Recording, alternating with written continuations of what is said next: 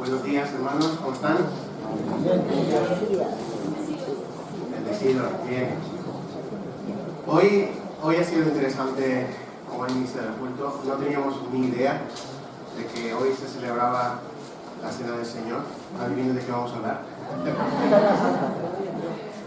A lo largo de las canciones se ha hablado de que Jesús, que Dios es nuestra fortaleza, que Él es nuestro refugio. Adivinen de qué vamos a hablar. Dios hace las cosas perfectas. Hoy me gustaría traerles un pasaje que yo creo que no solemos conectar, ¿vale? Curiosamente, no sé por qué, siempre que vengo a compartir con vosotros, el Señor me da mensajes raros, ¿no? Textos raros que no se suelen predicar, pero que traen una enseñanza que es hermosa para los corazones.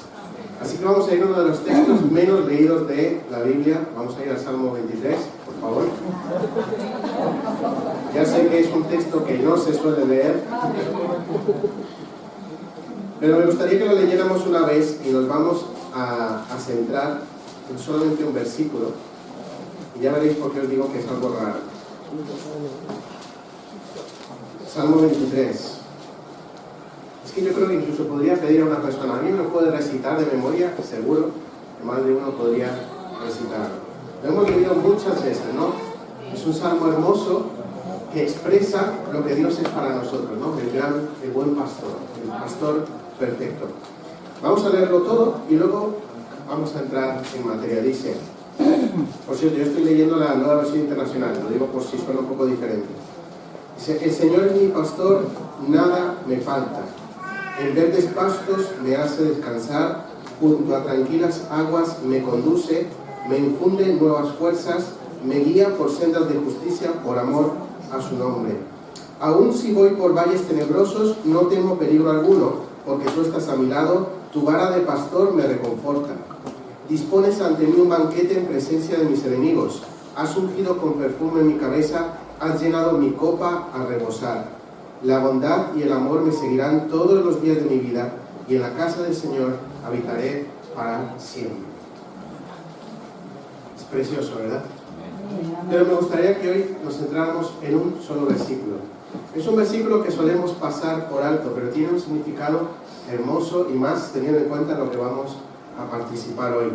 Y es el versículo 5, que dice, dispones ante mí un banquete en presencia de mis enemigos, has ungido con perfume mi cabeza, has llenado mi copa a rebosar. Miren, esto es una paradoja, este versículo es una paradoja, porque si yo tengo a mis enemigos delante, lo que menos voy a hacer es ponerme a comer. Lo que voy a hacer es estar alerta, ¿no? Porque están mis enemigos delante.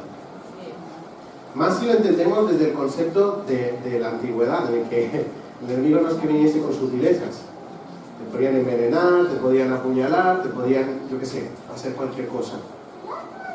Pero aquí en este salmo, David, que está tomando el papel de una ovejita, de alguien que está bajo la protección del pastor, dice que en presencia de sus enemigos, de los enemigos de David, Dios dispone un banquete.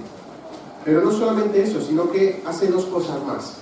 Unge su cabeza con perfume y llena su copa. Miren, esto es una referencia a lo que solían hacer digamos, en la zona oriental.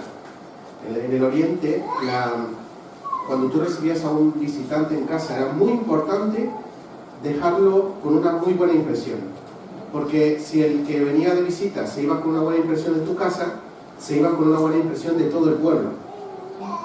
Entonces lo que se solía hacer eran tres cosas. Antes de sentarlo a la mesa, uno de los sirvientes más bajos venía y lavaba los pies del invitado, ¿no? ¿Por qué? Porque iban con sandalias, iban caminando todo el día, no es que hubiera buenos caminos en aquel tiempo, estaban sucios. Entonces, como las mesas no eran como las nuestras, sino que eran bajas, eran mesas bajas, la gente se recostaba o se sentaba en el suelo para comer. Para no ensuciarse, lavaban los pies. Pero luego, el dueño de la casa traía un frasco de aceite, un frasco de perfume, y ungía la cabeza del visitante para decirle lo bienvenido que es en su casa, lo honrado que es. Y no solamente esto, sino que cuando tú tenías una persona de la cual querías tener comunión con esa persona, llenabas hasta tope su copa, para que nunca le faltase. En el momento en que faltaba vino en la copa, venía alguien y te la volvía a llenar. ¿Vale? Esta costumbre, incluso yendo más al oriente, a la zona de China, es muy curioso, porque si tú vas a una casa de un chino y te sientas a tomar té con él nunca te va a llenar la copa hasta arriba. Siempre la va a llenar hasta la mitad. ¿Para qué? Para que cuando tú tomes, él pueda volver a llenarte. Eso quiere decir, quiero que te quedes. Pero en el momento en que tú veas que él llena la copa hasta arriba, ya te está diciendo, amigo mío, se hace tarde, es hora de que ya partas. Entonces, qué curioso es que hay protocolos para seguir. Y cuando entendemos los protocolos de los judíos de aquel tiempo, vemos que en este pasaje lo que David quiere decir, lo que quiere expresar es que cuando él tiene comunión con el Señor, que es el buen pastor, es como entrar en la casa siendo recibido por ese anfitrión que te sirve un banquete, te lava los pies, te unge la cabeza y te llena la copa. Es decir, ese anfitrión quiere que tú estés ahí. Es una imagen de intimidad. Y por eso es una gran paradoja, porque si es una imagen de gran intimidad, ¿qué hace el enemigo ahí? ¿Qué está haciendo el enemigo ahí? Bueno, pues aquí es donde vamos a ver cosas extrañas. Resulta que hay un texto, bueno, hay varios textos, que ejemplifican lo que David acaba de decir en este versículo. Y vamos a ver dos ejemplos. Uno en el Antiguo Testamento, que ocurrió unos 400 o 600 años antes de que David escribiera este salmo, y luego vamos a ver otro que ocurrió unos 800 años después de que David escribiese este salmo. Me gustaría, por favor, si me acompañan al libro de Josué. En el libro de Josué vamos a ver un ejemplo de este versículo aplicado. Y es hermoso por lo que implica. Vamos a ir al capítulo del pasado, capítulo 6 de Josué. Perdón, capítulo 5, pero vamos a empezar en el 6. A lo largo del libro de Josué vemos lo que se llama un tipo. ¿Qué es un tipo? Un tipo es un ejemplo sobre una realidad espiritual ejemplificada con cosas físicas. Ejemplo. Aquí tenemos el pan y el vino. Ambos son ejemplos ¿de qué? Del cuerpo y de la sangre del Señor. Nosotros entendemos el cuerpo y la sangre del Señor a través de este tipo, a través de estos símbolos, el pan y el vino. De la misma manera, el libro de Josué entero es un tipo, primero, sobre lo que Dios iba a hacer a través de Jesús. Él iba a destruir, iba a enjuiciar a este mundo, iba a destruir los poderes que estaban gobernando este mundo. Él iba a ser el que iba a darnos la tierra prometida y él iba a cumplir las promesas que había dado a los patriarcas. Josué es un tipo de Jesús. Él es un ejemplo de la obediencia, la santidad y la fe. Tres conceptos que a lo largo de todo el libro se desarrollan. Si ustedes se fijan en el texto de Josué, Dios siempre está demandando al pueblo santidad. Dios siempre está demandando al pueblo obediencia. Y vemos grandes ejemplos de fe. Rahab, por ejemplo, es un ejemplo de fe. Acán es un ejemplo de no tener fe. Josué y el pueblo es un ejemplo de fe también. Entonces, cuando leemos el contexto de este libro, vemos que es un contexto de lucha, pero a la vez de cumplimiento de promesas. Ahora, hay un texto interesante que siempre hemos leído, nadie ha leído, en la conquista de Jericó. Que alguien levante la mano quien no sepa cómo se conquistó Jericó. ¿Todos lo sabemos? ¿Lo sabemos todos? Sí, bien. Es interesante, ¿no? Es poderoso. Van los israelitas dando 7 vueltas alrededor de la ciudad, dan un grito y ¡pum!, las murallas se derrumban.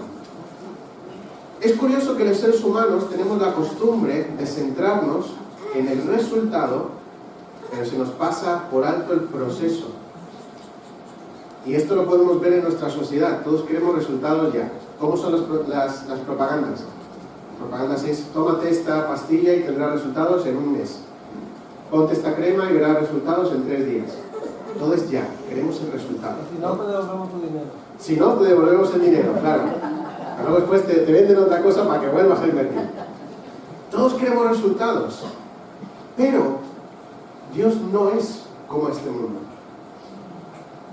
Dios da un resultado, promete un resultado, pero trabaja con nosotros en el proceso. Dios es un Dios de procesos. Mire, cuando empezamos a leer el libro de Josué, no empieza en Josué, empieza en Éxodo. Empieza con esa generación que sale de Egipto, que se pierde en el desierto. Ahí es donde empieza el proceso de Dios de cambiar la mentalidad de esclavitud a libres. Y cuando empezamos a ver el libro de Josué, lo que vemos es el resultado de 40 años de Dios trabajando con esas generaciones. Tanto así que varias historias, por ejemplo, en el capítulo 15 hay la historia de Caleb, la historia de Otoniel, el familiar de Caleb, la historia de unas 5 hermanas que eran hijas de un tal Zelofehad. Todo eso está, la raíz la encontramos en Éxodo. Y en Josué lo que estamos viendo es resultados. Lo mismo pasa cuando estudiamos la conquista de Jericó. La conquista de Jericó, por muy hermoso y poderoso y majestuoso y maravilloso que es, solo es el resultado. ¿El resultado de qué? Pues eso es lo interesante, porque si leemos en el capítulo 5, lo que Dios hace antes de enviar al pueblo a luchar en Jericó es circuncidarlos y que celebren la Pascua. Esto podría sonar como, bueno, pues ok, hicieron esto y luego lo otro. Lo interesante fue dónde lo hicieron. ¿Saben dónde hicieron estas cosas? Delante de las puertas de Jericó. No en el campamento que tenían al otro lado del río. Dios primero les hace pasar el río, los hace llegar enfrente de las puertas de la ciudad. Y cuando están enfrente de las puertas de la ciudad, les dice: ahora se van a parar, y ahora se van a circuncidar, y después van a celebrar la Pascua. Hermanos, esto humanamente no tiene sentido. Solo pensémoslo. Si tú vas a atacar a una ciudad, lo menos que vas a hacer es hacer una fiesta antes de atacar a la ciudad. Lo que vas a hacer es preparativos. Vas a rodear la ciudad, vas a evitar que haya salidas, vas a poner empalizadas, vas a abrir surcos, vas a preparar las tiendas, vas a mirar si tienen munición o no, vas a preparar a los soldados, que cada soldado no beba, porque si beben no van a poder luchar, que se pongan su armadura. Pero aquí Dios no dice eso. Cuando leemos el capítulo 5 de Josué, lo que Dios les dice es: han pasado el río, ahora se van a parar, y lo que van a hacer es que todos los varones que no estén circuncidados se van a circuncidar. La circuncisión tarda una semana en sanarse. Hay textos, los vemos en Génesis, que dice que el tercer día es el día de más dolor. Quiero recordar que allí no había anestesia. Ahora, Dios dice que todos los que no estén circuncidados se circunciden. Es decir, todos los soldados. Lo que está haciendo Dios ahí es quitar la fuerza del pueblo. Y lo hace enfrente del enemigo. Lo hace enfrente del enemigo. Y una vez que ellos están débiles, les dice: ahora se van a poner a preparar pan sin levadura, van a coger un cordero y van a sacrificarlo y van a ponerle hierbas amargas y se lo van a tener que comer todo y van a ser días de fiesta. Esto es antinatural, según nuestra naturaleza. Pero ¿sabéis qué pasó en ese momento? Nadie de Jericó les atacó. nadie se atrevió a salir a molestar mientras ellos estaban teniendo intimidad con su Dios. Dice el versículo 1 del capítulo 6 que las puertas de Jericó estaban bien cerradas. Nadie podía entrar o salir. Imagínense la imagen. Yo soy un soldado de Jericó, estoy en la muralla, veo un gran ejército venir, me estoy preparando y no atacan. Y de repente veo que empieza a haber música. Y luego veo que están allí los soldados sin vestirse, comiendo. ¿Qué es lo que yo pensaría? Voy a salir. Este es mi momento. Vamos a atacar. Pero no lo hicieron. ¿Por qué? Aquí hay una de las verdades que vemos reflejadas o que hemos visto reflejadas en el Salmo. Porque es el buen pastor el que cuida. Cuando el buen pastor es el que cuida, tú puedes tener intimidad. Puedes sentarte a la mesa tranquilo porque estás protegido. Cuando leemos el Salmo 23, a la luz de este texto, a la luz de este ejemplo, nos notamos que el versículo 4 habla de pasar por valle de sombra y de muerte. ¿Quién es el que está?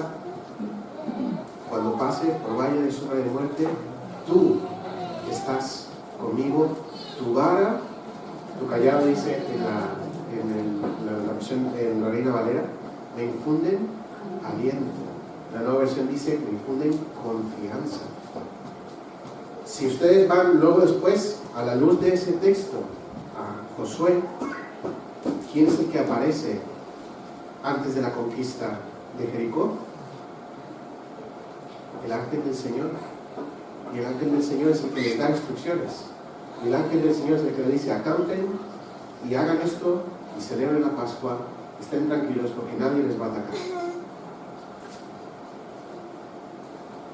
No solamente ellos estaban tranquilos comiendo delante del enemigo, sino que se estaban comiendo la comida del enemigo. El texto es muy claro que dice que cuando ellos llegaron al valle de Jericó, el maná dejó de caer y empezaron a comer el fruto de la tierra. Pregunta del millón: ¿cuánto tarda el trigo en crecer? Meses, ¿no? Y tienes que plantarlo cuando toca. ¿Estaban los israelitas plantando trigo antes de esto? No. ¿De quién era el trigo que estaban comiendo? ¿De los de la propia ciudad? Hay una realidad, queridos hermanos, y es que cuando tú tienes intimidad con el Señor es el que provee. Tú no tienes que preocuparte de buscar la provisión. Lo mismo lo vemos a la luz del versículo 5 de Salmos. Es el anfitrión el que provee la comida para la mesa. ¿Cuál es mi trabajo como invitado? Sentarme, disfrutar. Vamos a ir al segundo ejemplo y luego después vamos a aplicarlo. Y el segundo ejemplo lo encontramos en los evangelios. Si vamos, por ejemplo, a Mateo, vamos al capítulo 26, vamos a encontrar un paralelismo muy curioso. Jesús está en la última semana con sus discípulos. Él sabe que va a morir, él sabe que le van a entregar, pero antes, en la noche antes de que él fuese entregado, ¿qué es lo que hace? ¿Se prepara? No. Celebra una cena, celebra la Pascua con sus discípulos. Jesús, fíjense, hay un detalle muy interesante que lo vemos en Marcos y en Mateo, que es que cuando le preguntan, maestro, ¿dónde vamos a celebrar la Pascua? Él nos dice, yo he preparado un sitio, ¿qué tal? Nos dice, vayan a tal pueblo o a tal entrada y pregúntenle al hombre que tiene un burrito allí y le pregunten, ¿dónde está el sitio para que el Señor haga la Pascua? Y él les va a dar todo. Nadie buscó el lugar, nadie preparó nada, pero el Señor proveyó. El Maestro proveyó el lugar, el Maestro proveyó todo lo necesario para la cena. En esta cena no vemos circuncisión, pero sí que vemos lavamiento de pies, como dice Juan, vemos unción, vemos copas llenas.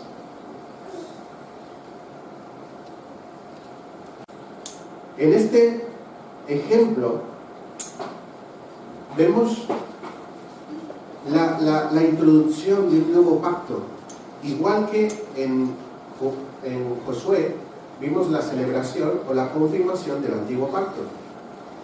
Y si mezclamos estos dos ejemplos, el de Josué celebrando el antiguo pacto y el de Jesús celebrando el nuevo pacto, y lo unimos con el texto de Salmos, nos damos cuenta de que lo que Dios quiere hacer con nosotros es recordarnos lo que Él ha prometido para nosotros.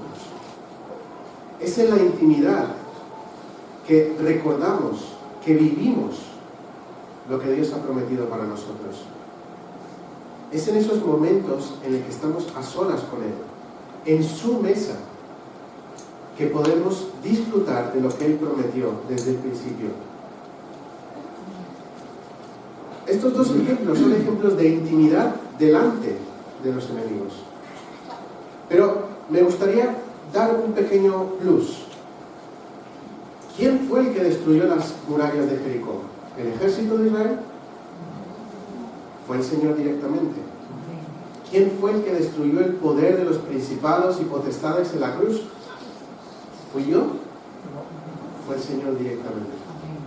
Después de cada cena, después de cada momento de intimidad, hay un momento de victoria. Después de cada momento de intimidad, hay un momento de victoria. Pero no nuestra victoria, su victoria. Hermanos, yo les pregunto algo. ¿Por qué celebramos la Cena del Señor? ¿Por qué periódicamente tomamos el pan y el vino? Repito, no sabía que iba a ser hoy. ¿Por qué lo hacemos? Estamos recordando. ¿Pero estamos recordando el qué? ¿A Cristo? Yo no puedo recordar a Cristo sin tomar el pan y el vino. Puedo pensar en Jesús y estoy recordando lo que Él ha hecho. ¿Qué estamos recordando? Estamos recordando el sacrificio, estamos recordando su victoria. Esa es nuestra esperanza. Cada vez que tomamos el pan y el vino, cada vez que tenemos el momento de intimidad como comunidad, lo que estamos celebrando es que Cristo venció. Y que si Cristo venció, yo vencí en Él.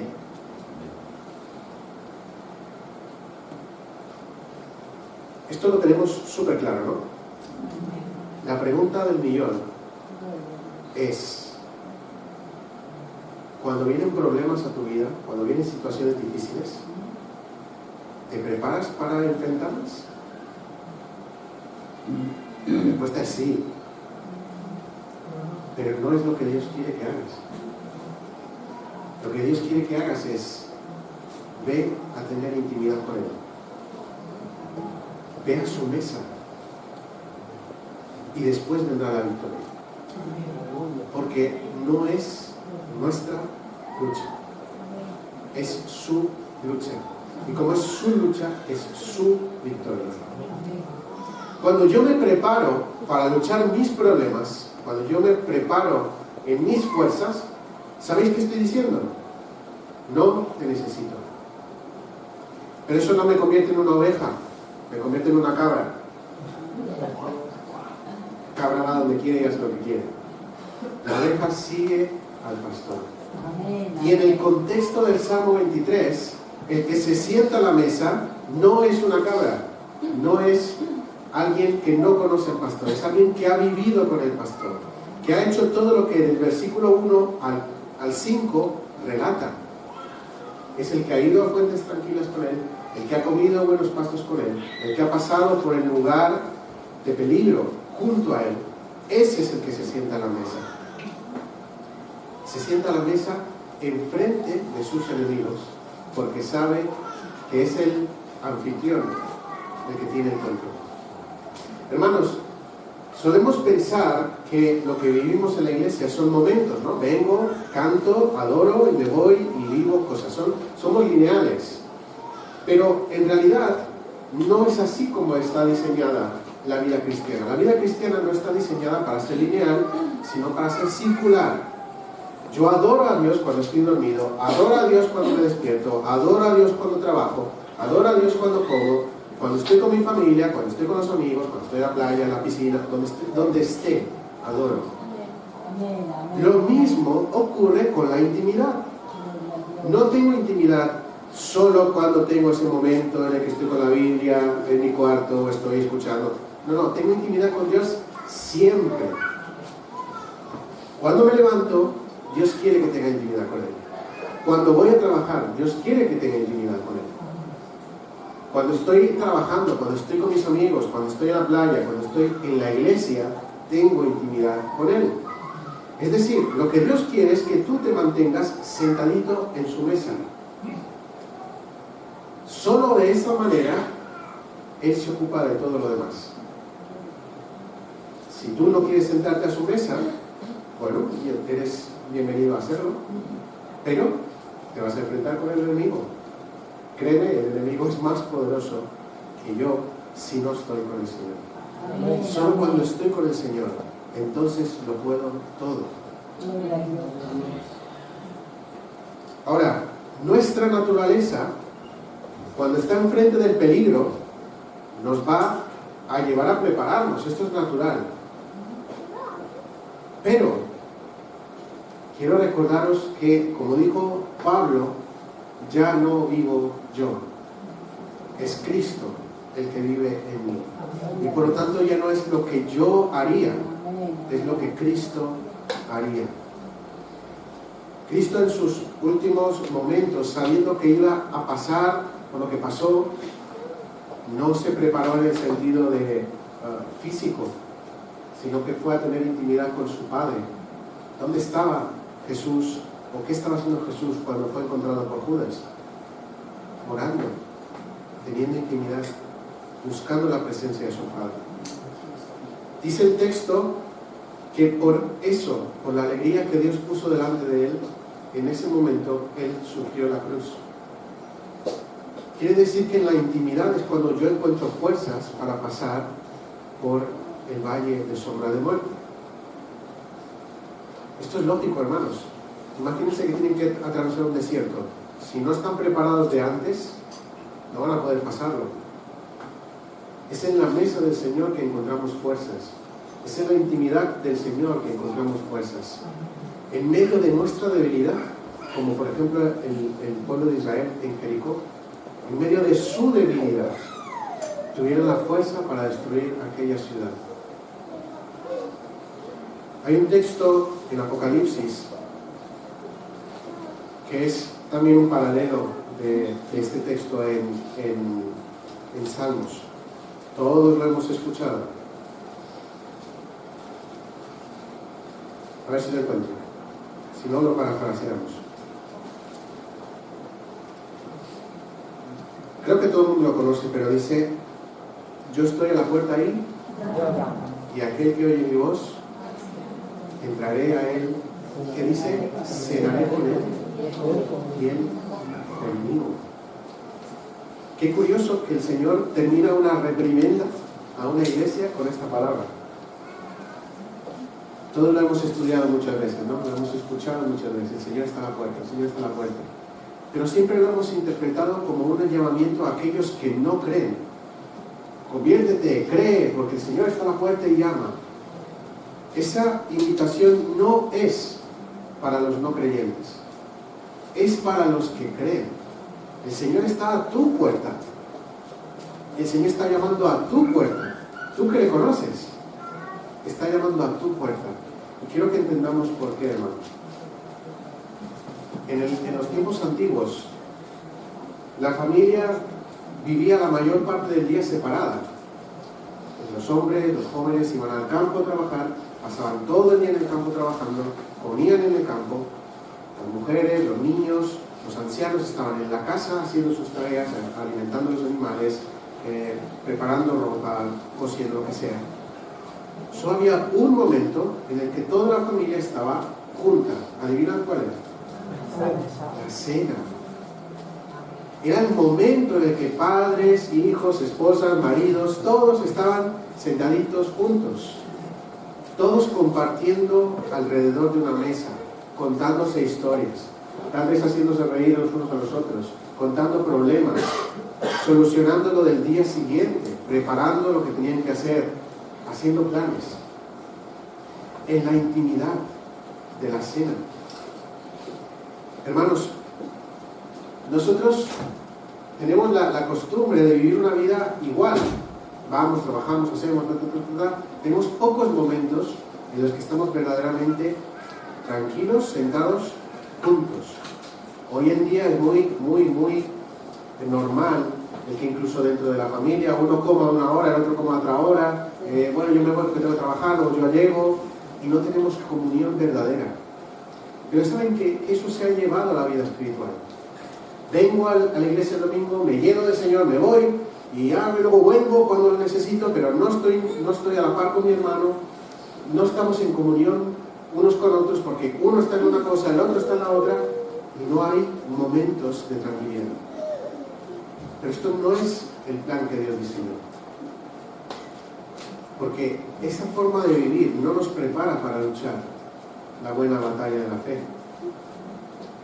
Ese modo de vivir lo que nos hace es sobrevivir. Somos supervivientes espirituales. Pero eso no es lo que Jesús prometió. Dios no prometió que si tú creías en Él ibas a sobrevivir espiritualmente. Él dice que ibas a tener vida y vida abundante. Hermanos, tenemos que cambiar el paradigma de nuestras vidas.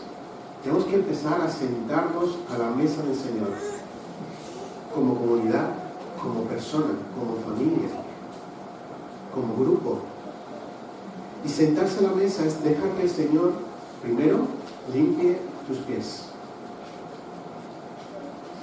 Recordad la actitud de Pedro. ¿Tú me vas a limpiar a mí? Sí, yo te voy a limpiar a mí. ¿Qué significa limpiar los pies? ¿Qué significa pasar por ese momento de circuncisión?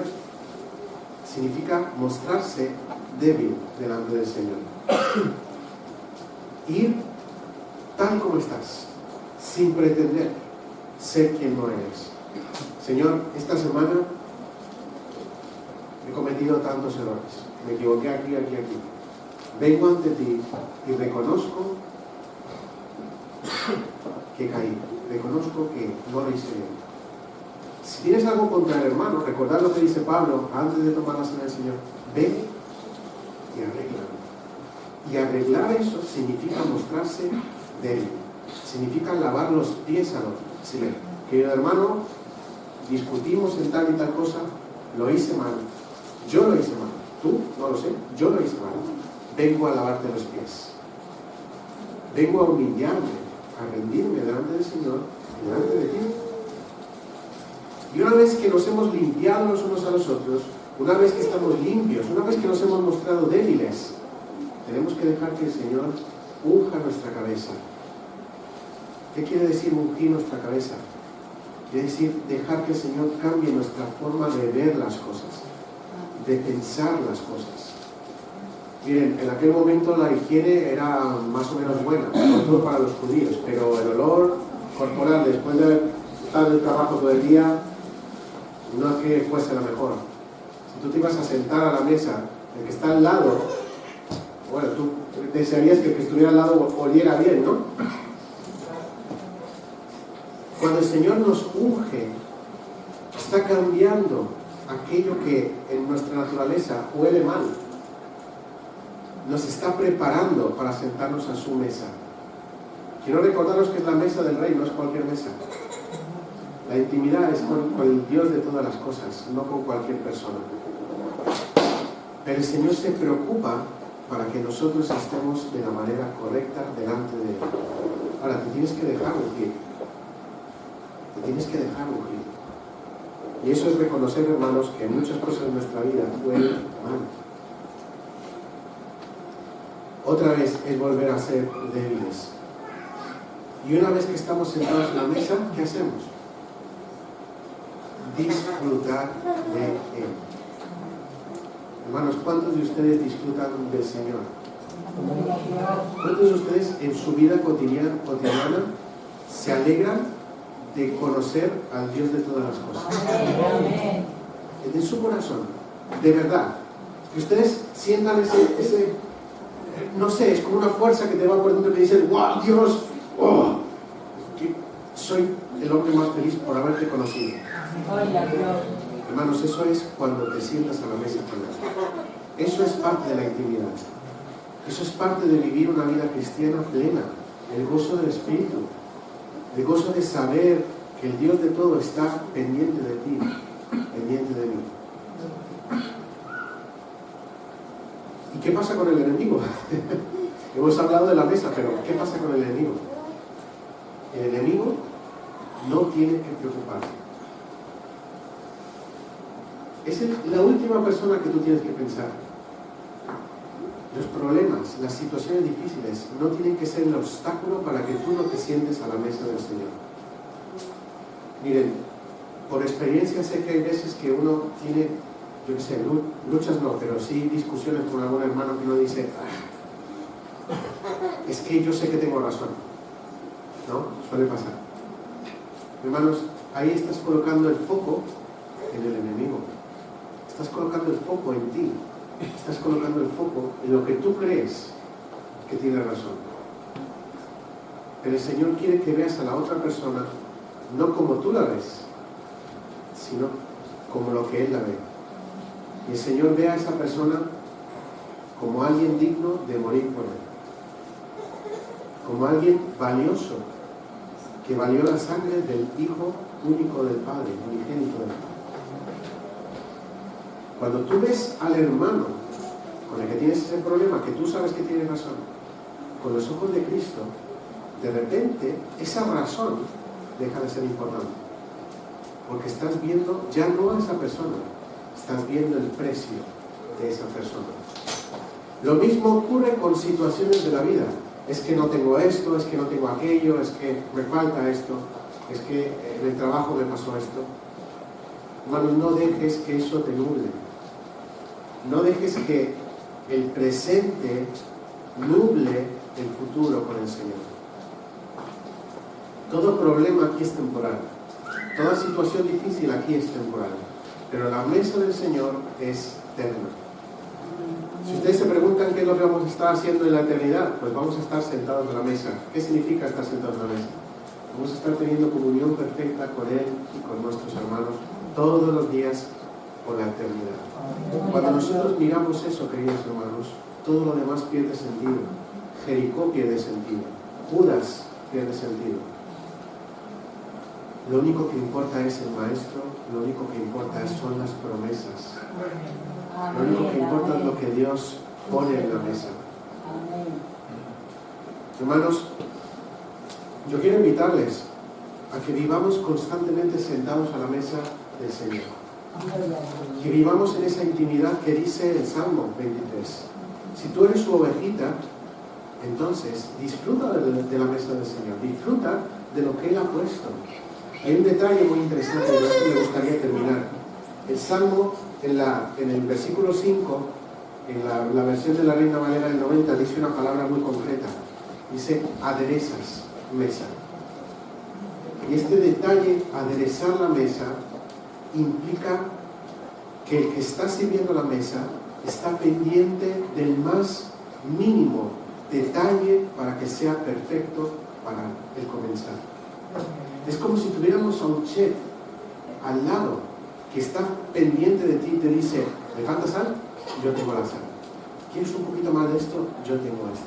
Es colocar la pizquita que le falta para que esa comida sea perfecta. Eso es lo que dice el texto. Eso es lo que el Señor hace. Adereza la mesa para ti, aún en medio de los problemas, aún en medio o en frente del enemigo. Esto es lo que Jesús hizo en la última cena. Esto es lo que Jesús hace en nosotros cada día. Si Él ha preparado algo tan hermoso, tan perfecto, tan bien hecho, sería un insulto para Él no disfrutarlo. Y hermanos, siempre escuchamos predicaciones de el cristiano tiene que hacer esto, el cristiano debe hacer lo otro, no tenemos que hacer esto, no tenemos que hacer lo otro, pero pocas veces se hace énfasis en el gozo.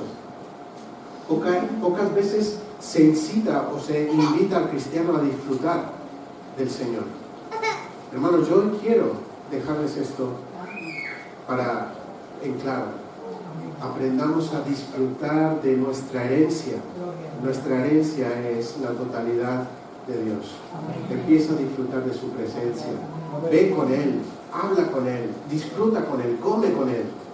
Miren, esto es una tontería, ¿vale? Es una tontería, pero pobrecito, ya termino, tranquilo. Él es el reloj. Cuando Él llora, hay que terminar. Es una tontería, hermanos, pero lo comparto. Hubo un tiempo en el que yo tenía que hacer mucho trayecto en el coche. Y en ese momento yo estaba intentando aprender a orar con el Señor de una manera más natural. Así que lo único que se me ocurrió fue, en el momento en que estaba en el coche, que nadie estaba allí, decirle, Señor, te invito a que te sientes cuidado como copiloto. Y empezar a hablar con Él. Bueno, y Señor, ¿y qué has hecho hoy? ¿Dónde has estado hoy? ¿Y qué piensas sobre esto? ¿Sabéis qué es lo interesante de todo esto? Que sí que tenía respuestas. Gloria a Dios. El Señor habla. Amén, amén. Y tal vez a ustedes sea diferente, pero a mí en esos momentos venía un pensamiento en mi mente que me decía, hoy he estado cuidando de tal persona, hoy he estado allí. ¿Has visto las nubes de hoy? ¿Has visto tal cosa? ¿Viste contigo? Surge una relación. Y esto no es solo mío. Tengo cientos de ejemplos de otras personas que han hecho lo mismo, que han decidido sentarse a la mesa con el Señor y disfrutar con Él en debilidad. Da igual lo que esté pasando alrededor. Hermanos, si no disfrutamos ahora de nuestro Dios, ¿cómo vamos a aprender a disfrutar de Él en la eternidad? Es aquí, ahora, hoy, donde el Señor está presente y te está invitando a sentarte a su mesa. Es hoy el día de salvación que nosotros. Y si hay alguno de ustedes que todavía no ha conocido al Señor, si hay alguno de ustedes que no ha tenido ese momento, hoy es el día. No esperes, pruébalo, ve en humildad, en debilidad, y di, yo también quiero experimentar lo que esta persona está diciendo. Yo también quiero vivirlo. Y os aseguro que Él lo hará. Porque eso es lo que Él desea en su corazón. Me gustaría que oráramos para terminar, si os parece bien.